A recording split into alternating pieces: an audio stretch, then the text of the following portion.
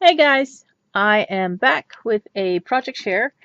I made two cards today, and actually I shared the two images that I colored on Facebook already, but these are the images that I used. They're both Petty Black stamps and they're drawn by Mo Manning.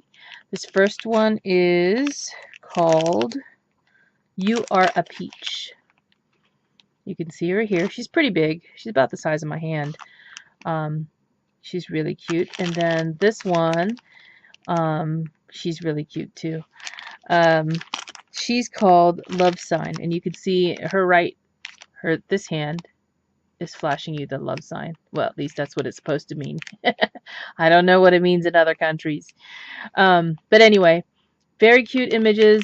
I like these stamps because they're large and um, there's a color reference on the back, which tells you kind of what is skin and what is not skin and what they intended. Um, so anyway, these are the two stamps that I colored, and I made some simple cards. And here is the first one. And oh, I used my Derwent Inktense colored pencils, and they look like this. These are watercolor pencils, but they do come with very vibrant colors. I have the 72-piece set, and I've had them for about a year now probably, and I've never used them. So this is the first image that I colored, and this is how she turned out with my my coloring using a water pen. And let me see if I have it here somewhere. This is the water brush pen that I use, and it's made by T Prime, I think, is what it says on the barrel. My camera's not going to focus on that. There we go. Let's see if I can get that out of the glare. So this is the brush that I use, and it has a plunger on the end, so as you need more water, you can push down on it, but you can also pull up water too. It's not full, but I also use this with a paper towel. I just went to town. I looked at one or two videos, but mostly just kind of colored the way that I thought I should and kind of applied some of what I've learned with Copic coloring to coloring this image. And I like how she turned out. Number one, she's cute, but it wasn't as hard as learning how to Copic color. And maybe it's because I started, with that information already. This paper is I think it's Bella Rose or Floral Pavilion, one of the two. And I got this paper from Tutu Amy's store, My Sophie Rose. So thanks, Amy, for the paper.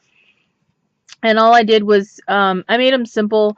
This is Recollections 110-pound cardstock in cream.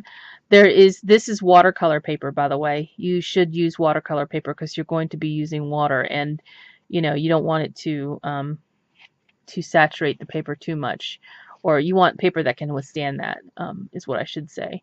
I'm by no means an expert on that. And then I cut it out with a Spellbinders Labels 25, I think, the largest one, to cut her out, and used a Memento metal piece here that says Just Because, and some organza ribbon and a little white flower here, resin flower. I did not make that flower. And the inside is empty right now because I'm not sure what I'm going to use it for. It's just because. So I do have the inside prepared for something, but I don't have a sentiment yet. Okay, so the second one I did is a little bit different shape. It's a square card. Man, I had a tough time with this one. I took this apart twice because I didn't like the way it looked. So this is the end result. I hope it's okay. This is the other image that I colored again. Let me bring it in closer so you can see her. She's so cute. I love that big peach in her hands too. So this one I used some satin ribbon here at the top. Again, I cut it with a Nestabilities die. I don't even know which one that is. Labels 1 something, maybe. I don't know. Use some of my millinery flowers that I've gotten from Vicky. All these here, and even some of these are the leaves actually. the pink leaves that she got me, and they were like leaf shaped with a pink satin in the middle. I pulled off that pink satin piece and then pushed it down in the middle to make a little heart shape. That's all I did, because I am not sitting there and stringing seed beads. I thought I was going to do that, but no, not going to do it. So here's another magenta piece that is popped up on top of that satin ribbon. And again, this is a piece of paper from the Bella Rose or Floral Pavilion stack. And again, using the same 110-pound cardstock from Recollections. But I thought she turned out super cute too. So I'm going to be coloring more, I think, with these Inktense pencils. This is now one of the things that, and Inktense pencils aren't new, one of the things that is unique to these types of pencils is that unlike regular watercolor pencil, if you color or put your this is filled with, this is ink, it's not your regular watercolor. So you put the water down, if you let it dry and you go back with water again on top of it, it will not blend that color. You can come back with another color or a darker color to shade in, and it will be on top of that other color. They will not blend together. So that is kind of something that's unique to these Inktense pencils.